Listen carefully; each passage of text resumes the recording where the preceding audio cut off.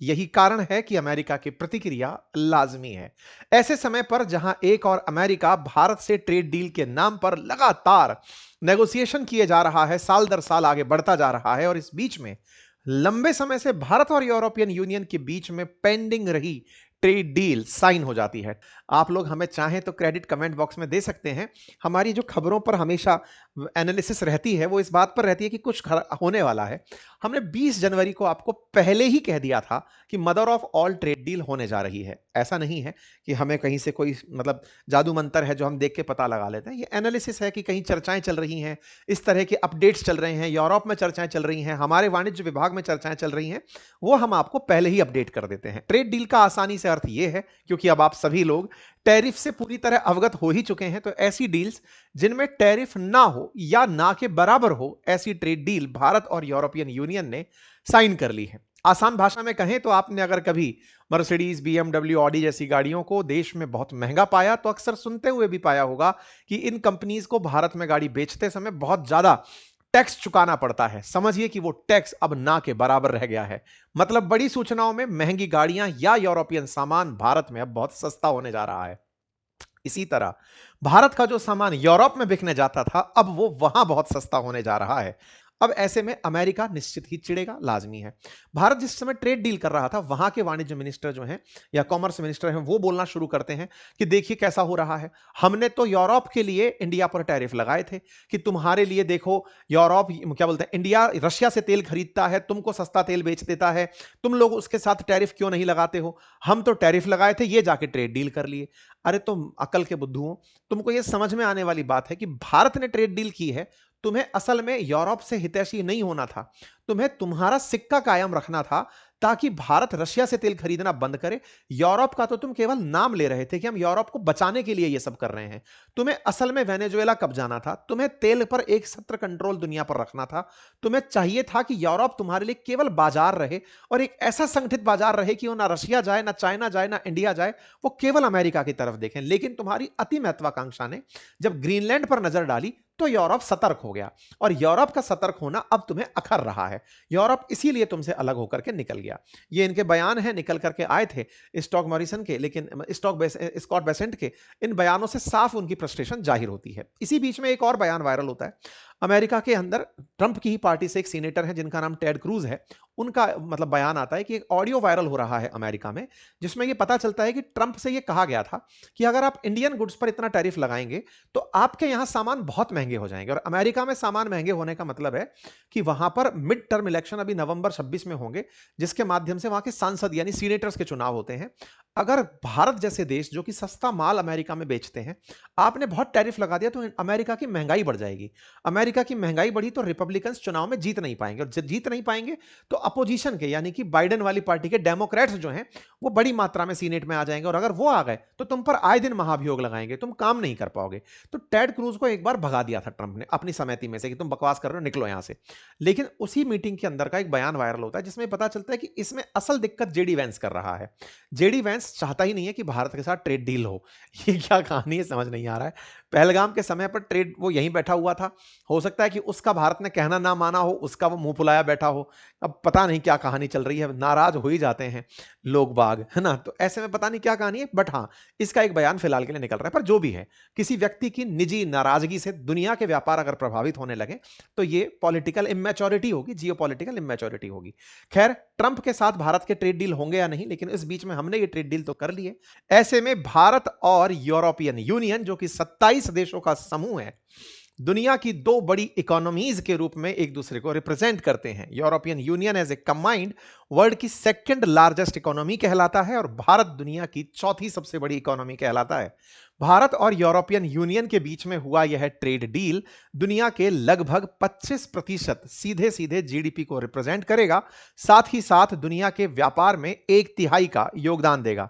America के स्थान पर यूरोपियन यूनियन के साथ भारत की जो ये ट्रेड डील है, ये भारत को बहुत अच्छा निर्यात में स्थापित करेगा, विदेशी निवेश के, विदेशी धन के बड़े सोर्स के रूप में स्थापित होगा। कुल मिलाकर इसे mother of all trade deal अगर कहकर संबोधित किया जा रहा है तो यह निश्चित ही सिग्निफिकेंस रखती है। भारत ने अमेरिका के साथ बहुप्रतीक्षित ट्रेड डील को आज यूरोपियन यूनियन के साथ हुई ट्रेड डील से कॉम्पीट कर दिया है। और यही कारण है कि इन्होंने भी इसे मदर ऑफ ऑल डील्स कहा है, क्योंकि इतनी बड़ी डील इंडिया ने अभी तक नहीं की थी। स्वतंत्र भारत के इतिहास में भारत अब तक 21 ट्रेड डील कर चुका है।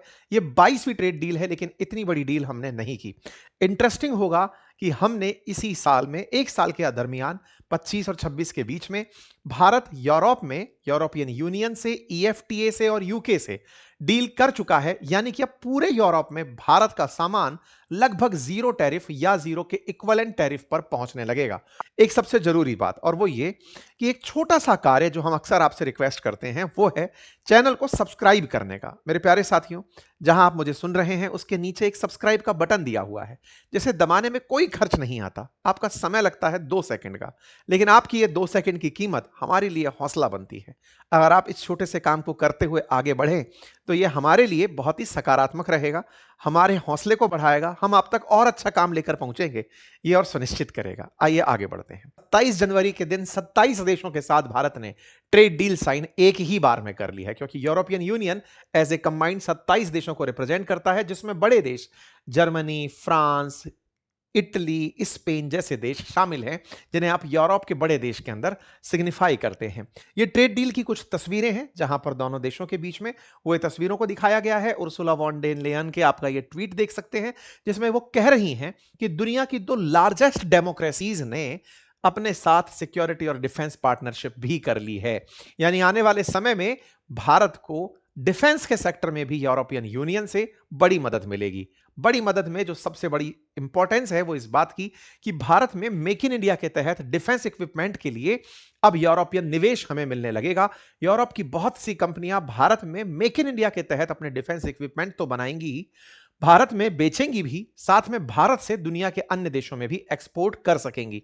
चाइना प्लस वन की नीति फॉलो करते हुए चाइना के स्थान पर भारत को विकल्प के रूप में देखते हुए यूरोप ने एक बड़ी डील साइन की है, जिसे इन्होंने अपनी तरफ से एक बड़ी डील करार देते हुए कहा कि यह आने वाले समय में डिफेंस इंडस्ट्री से लेकर मैरीटाइम सिक्योरिटी सबको ट्रस्टेड पार्टनर के रूप में आगे लेकर चलेगी। इसीलिए इस डील पर बड़ी चर्चाएं हो रही हैं। यह ऐसे समय पर ट्रेड डील सुर्खी बनी है जब अमेरिका ट्रेड के नाम पर ही भारत के साथ आए दिन किसी ना किसी तरह की नेगोशिएशन में जुड़ा हुआ है।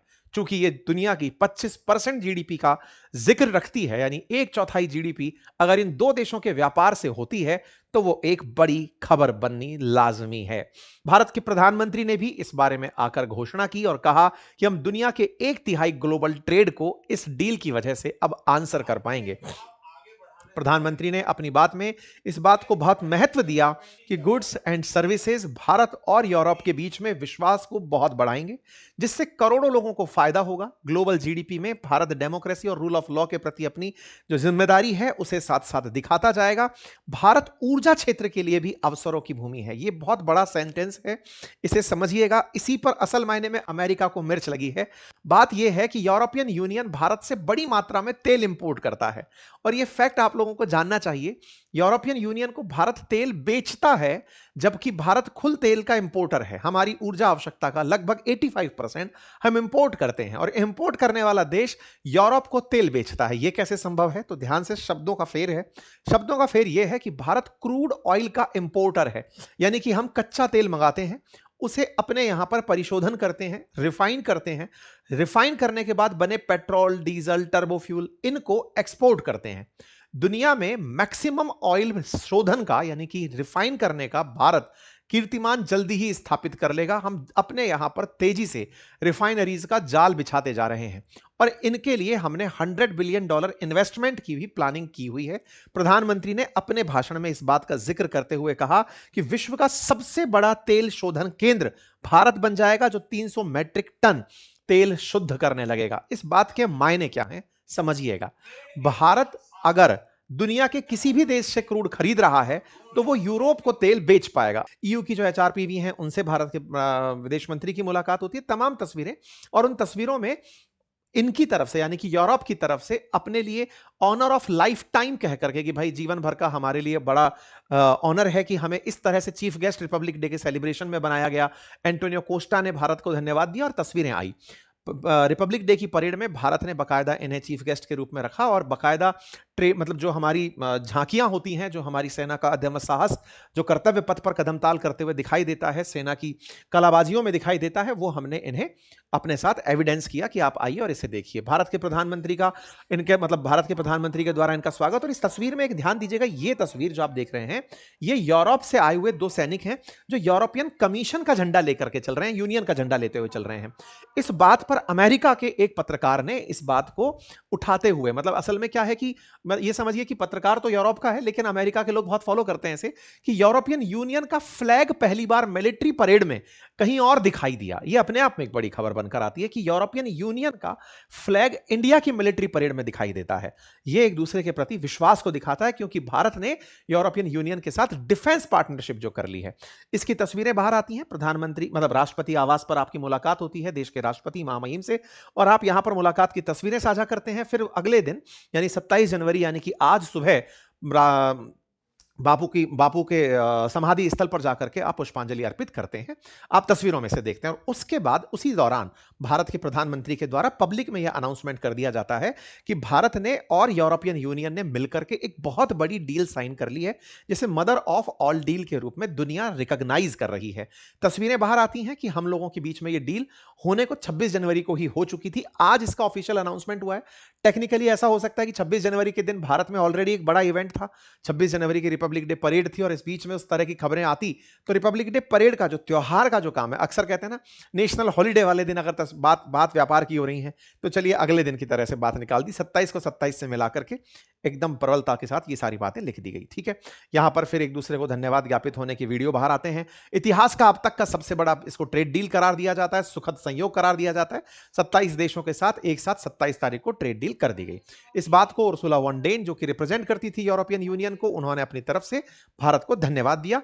अब यूरोपियन कमीशन की भी साइट पर आप इस सारी जानकारी को देख सकते हैं। ये उनकी वेबसाइट है जहां पर इन्हें इस तरह से रिप्रेजेंट करते हुए दिखाया गया कि उन्होंने भी इसे बहुत बड़ी डील के रूप में एक्सेप्ट किया है। अच्छा, दूसरा क्या है, यूरोपियन यूनियन के साथ भारत की यह ट्रेड डील एक और रास्ते को खोलेगी, जिसका नाम है आईएमसीए। भारत के साथ में मिडल ईस्ट को लेकर के आईएमईए, भारत के साथ में India middle east economic corridor, जिसकी कभी बाइडेन जिक्र किया करते थे। अब यहां पर अगर यूरोपियन यूनियन बन जाता है तो देखिए, भारत के साथ ऑलरेडी यूएई के साथ भारत के बहुत अच्छे व्यापारिक संबंध हैं, यूएई के बाद में सऊदी के साथ बहुत अच्छे संबंध हैं, और सऊदी के बाद में फिर इधर जॉर्डन और इजराइल, और इसके बाद सीधा यूरोप।